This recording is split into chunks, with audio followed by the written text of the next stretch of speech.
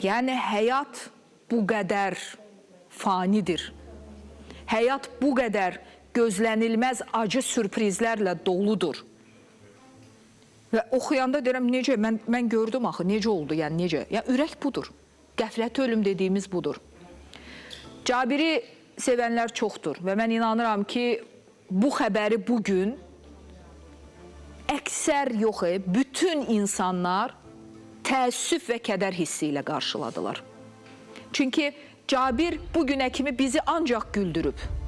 Cabir bugünə kimi bizim ancaq üzümüzə təbəssüm bəxş edib və birdən-birə Cabir hamını hüzünə yasab olubdur. Mən onun anasına, mən onun atasına, mən onun qardaşı Tahir İmanova, mən onun o balaca o gün gördüyüm oğluna, ailəsinə, bütün sevdiklərinə, balalarına, buradan xanımına səbr arzuluyuram. Allah səbr versin, çətin itkidir. 49 yaş, o yaşa çatanlar bilir ki, heç nədir. Amma necə ki deyirik, bəli, şəhidlərimiz vətənimizi azad etdilər.